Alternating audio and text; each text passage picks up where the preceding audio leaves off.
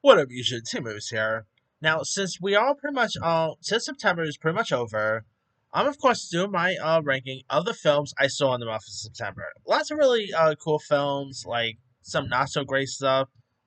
So of course I'm doing my ranking of the films I saw in September, from the worst to to the best. All right, number 30, which is the worst of the month. Number 30 is Megalopolis. Now, I really want you like this. You got Francis Ford Coppola, who I think is the GOAT. Great cast from Adam Driver to Giancarlo Esposito, Natalie Manuel, Shia LaBeouf, Dustin Hoffman. Its cast is insane. It was just horrible. It was completely boring. I feel it, for one, it's also Megalopolis because it is flopping hard. It just really wasn't a good film. I really wanted to like. I was hoping it would be great, but yeah, I mean, every good director has bad day in the office, and this was definitely Francis's bad day in the office. All right, number 29. I'm going with Uglies. Who would expect that Francis Ford Coppola movie will be worse than this generic sci-fi YA film? It it's a horrible one. Uglies, which the substance actually did the premise for Uglies much better. It's which were like take place in the post-apocalyptic dystopian society in which people are considered ugly until they become pretty by enduring expensive cosmetic surgery at the age of 16. Here, you got Joey King, who I've always liked, McG, who's been hit and misses, like he did Charlie's Angels, Babysitter movies, which I enjoyed. This just really was not that great. It was so terrible, so boring. None of the characters made like was all that interesting. It did not make much sense. It's just if you want to see a better premise, just go watch The Substance, which I'll talk about here in a bit.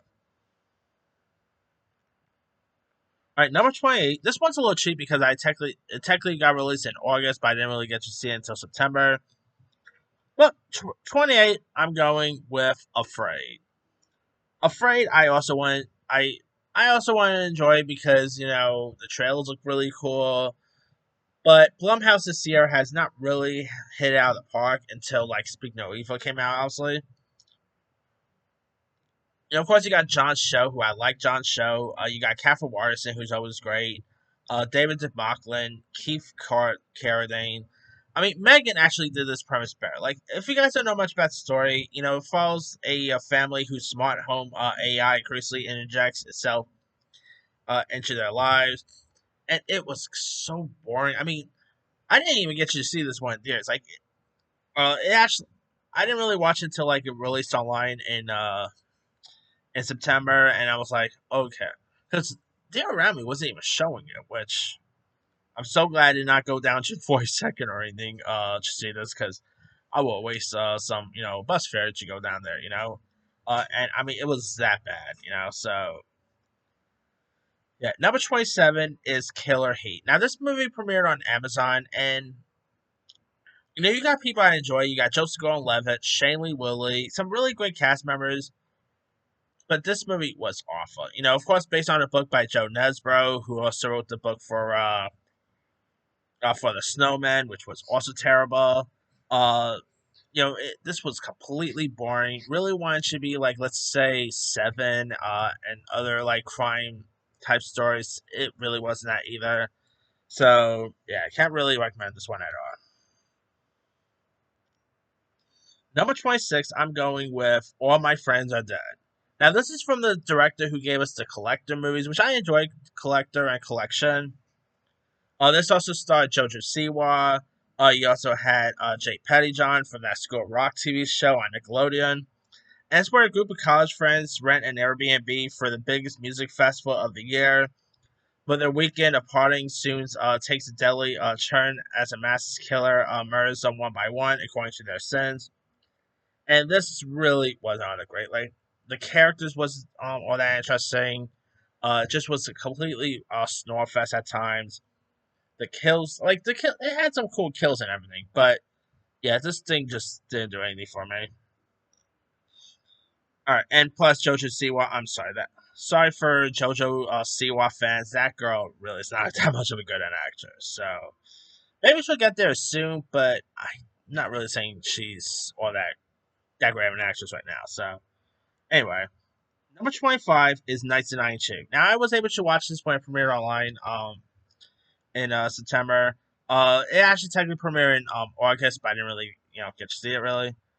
Directed by the Iceman director Ariel of Roman, starring Tyrese Gibson, Scott Eastwood, and Ray Liotta, and pretty much takes place during the 1992 LA riots.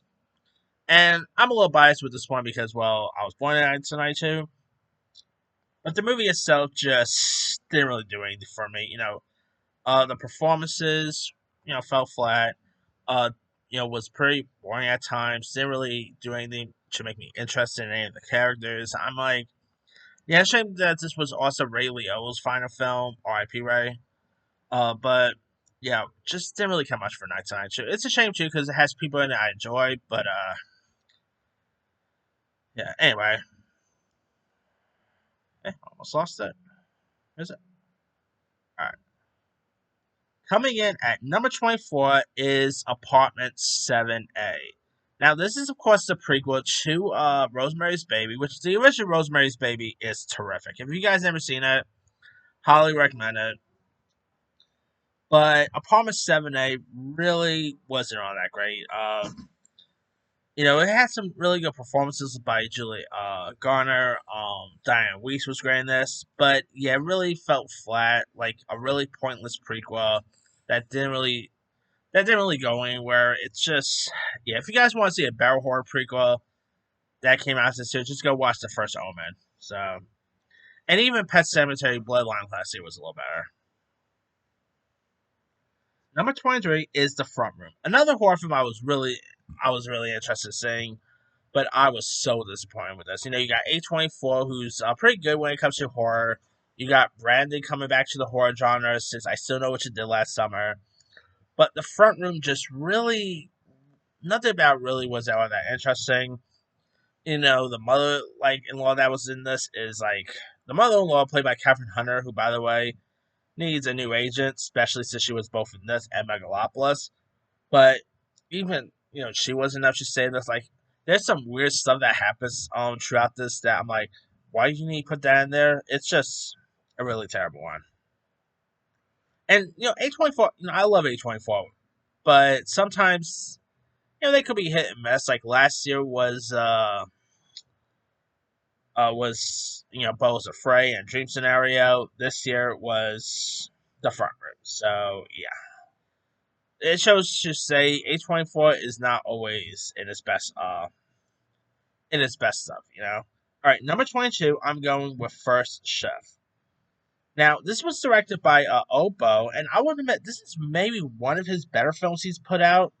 Still doesn't say much, and I'm probably a little biased with this one because, well, it's about NYPD officers, and I have some connection with them. But still, it's just not a good one here. I mean, it's really interesting to see what people like the police officers in New York City has to go through every day. That was actually interesting, but at least make a better film there. None of the characters was all that really intriguing. It's not as bad as most of Obo films. I mean, it's not as bad as, let's say, his Rampage movie or his God, what else he's put out.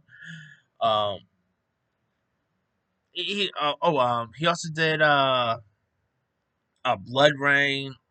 He also did In the Name of the King. Not as bad. It's not as bad as those, but it's still pretty poorly. So yeah. All right, number 22. I'm going with a Hulu film called She Taught Love. Which stars Derek Gibson and Thaisa Farmiga, as well as Osima Thomas. And it tells the story of an actor who went on a self-destructive path, who met his love of his life at a department store. And this was a little boring, to be honest. It didn't really do anything for me. I did not really connect with much of the characters here. It's a shame. Like Hulu could make some really good stuff, but this definitely wasn't one of them. All right, now my top 20 is actually the ones I do quite enjoy. Number 20 is Continue, which is directed, starring, and written by Nadine Crocker, who plays a girl suffering from depression, is forced to get life together when she is taken violently to a mental institution. Now, this, of course, talks about mental health, and it's a really intriguing story. You know, Nadine Crocker, I thought, did a great job directing this and starring this. Really gave a really solid performance here. Really decent little film if you guys haven't seen it. Number 19 is Last Straw. Maybe a better Strangers movie than the one we just had, Strangers Chapter 1. It's where, like, Donna becomes a host of a maniacal killing spree, leaving a young waitress to clean up the mess here. And Jessica Belka, I think her name is, she was pretty solid in this, played her part very well. You also had Jeremy Sisto, who's always great. You know, he was in the first Wrong Turn movie, and he's in one of those FBI shows. He's terrific here.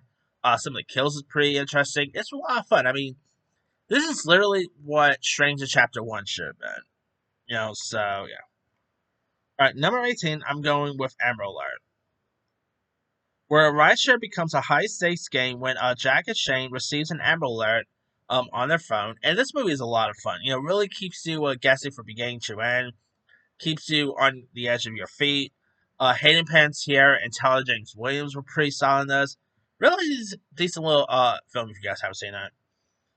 Number 17 is Reservoir. Now, this, of course, is the Netflix basketball film about the Chuska Warriors, a Native American high school basketball team from Chuska, New Mexico, are competing for the state championship title, but they lose their star player. Now, the film is boasted with some really terrific Native American actors like Julia Jones from the Twilight films, Amber McDunder from Prey. You have some other really good cast members here, and they really play off each other well. You know, it's very inspirational, very interesting. You know, really brings you back to sport movies from the early 2000s and stuff. It's a really intriguing one worth checking out. Number 16, I'm going with Winner. Now, the film is based on the life of reality Winner, who leaked an intelligent report about the Russian interference in the 2016 U.S. election. Now, this saw the likes of Camilla Jones, Connie Britton, Catherine Newton, Zach Galifianakis, some really terrific cast members in this. And it's a really intriguing film worth checking out.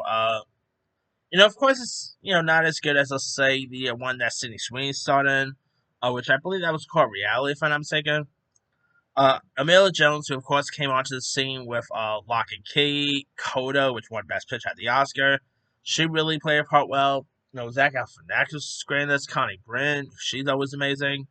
Really decent flick worth checking out.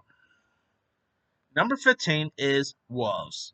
Now, of course, this stars George Clooney and Brad Pitt as the two fixers who are forced to work together on a job despite their preference to operate as lone wolves. And this movie is really intriguing. Great performances by Clooney, by Pitt, directed by John Watts, who gave us the Tom Holland Spider-Man films. It's still a shame that this does not really get a wide theatrical release. But that aside, still a really decent film, nonetheless, to check out. And if whenever they do a sequel, I'll definitely give that one a go. Number 14 is the Hulu documentary Child Star, which is directed by singer and actress Demi Lovato, and centers on the subject of the tribulations of experiencing stardom, fame, and working in the entertainment industry at a young age.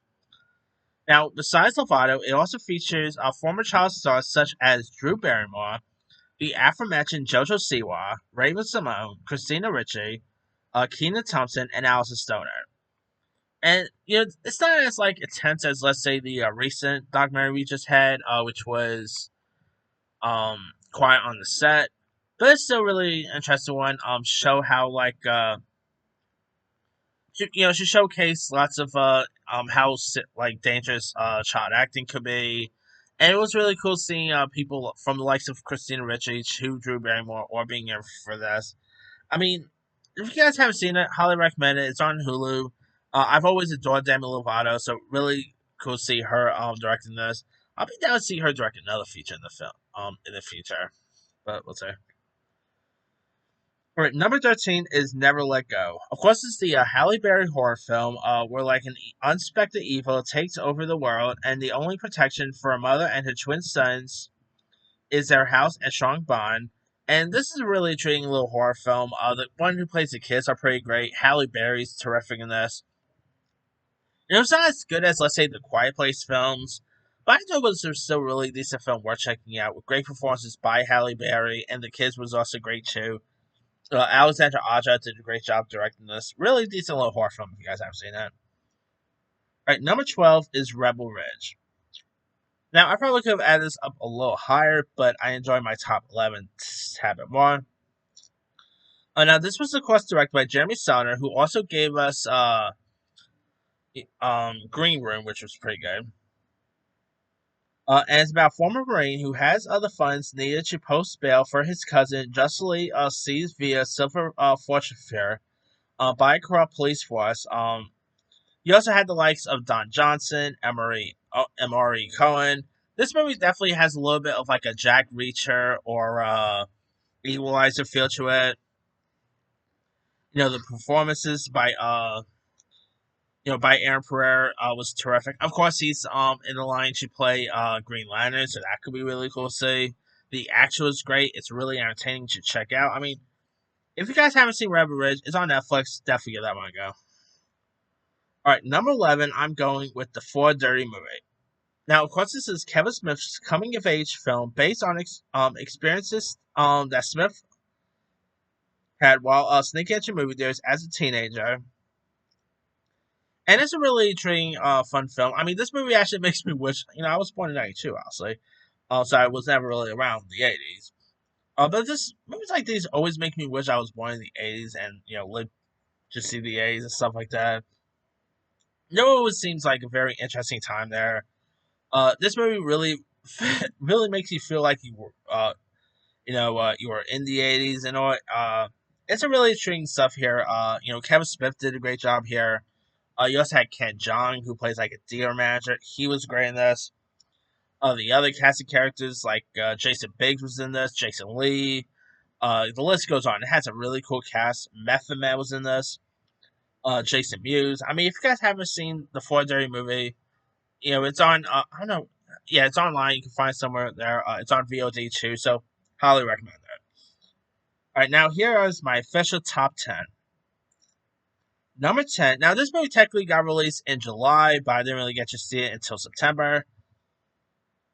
I, of course, got Sing Sing, which is maybe Coleman Domingo's Oscar nominated, like Oscar bait performance. I could really see him getting an Oscar nomination for this.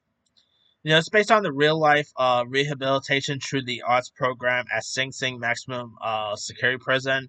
And this actually stars real life inmates. One of which, Clarence Divine I. Melkin, I think he really could get an Oscar nomination because he's that good in this. It is really a train. Great performances all around. A24 knows his stuff with this type of films, and it's a really terrific one we're checking out. All right, number 9, I'm going with Will and Harper. Of course, it's documentary with Will Ferrell, who goes on a road trip with his friend Harper Steele as the duo make a 17-day road trip across the U.S. And this was actually the first time that he went on a road trip with his friends since she transitioned. And I thought it was a really intriguing film. Will Ferrell, of course, plays himself here, obviously, and he really plays himself pretty well here. Harper Steele, who is crazy to believe that she actually wrote lots of my favorite SNL sketches. Some of her moments in this was really intriguing. You also have cameos by the likes of Will Forte, Kristen Wiig, and all. It is a really nice film worth checking out. If you guys haven't seen it, it's on Netflix. Highly recommend it. Number 8, I'm going with Speak No Evil, which of course is follows an American family who are invited to stay at a remote farmhouse of a British couple for the week. The hostess soon begins to test the limits of their guests as their situation escalates. Of course, this is pretty much literally Blumhouse's only good film this year. They started this year with Night Swim. Then they also had Imaginary, both terrible. They just had Afraid, also terrible.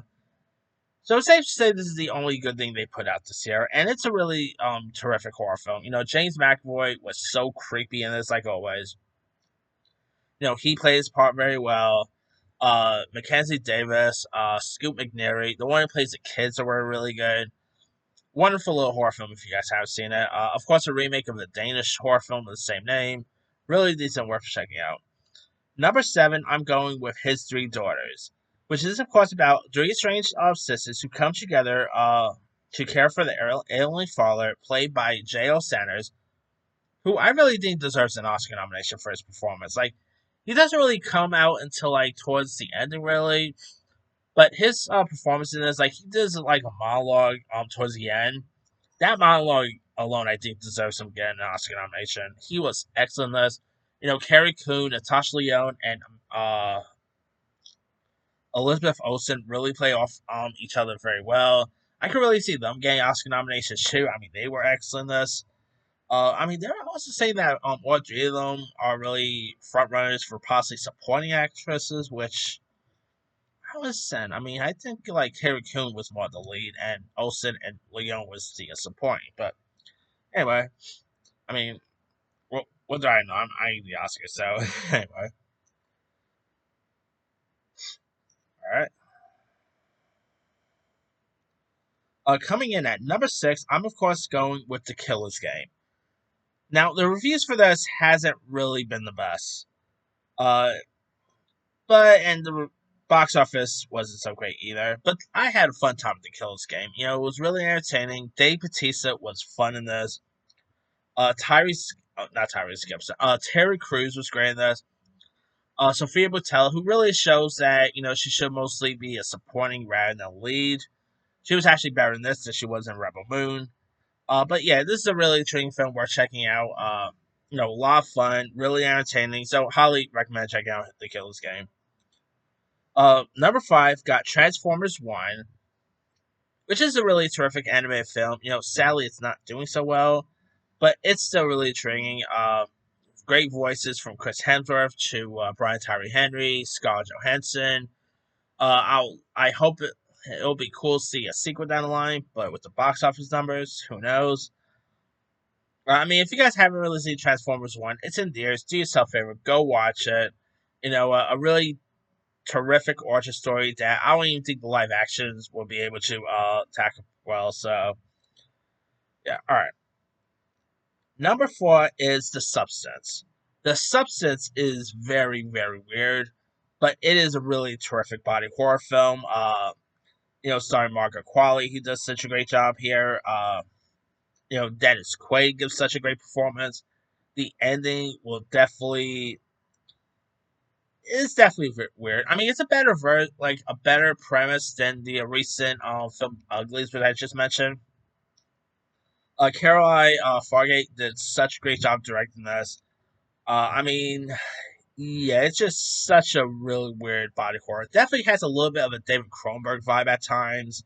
It gets so disgusting towards the ending.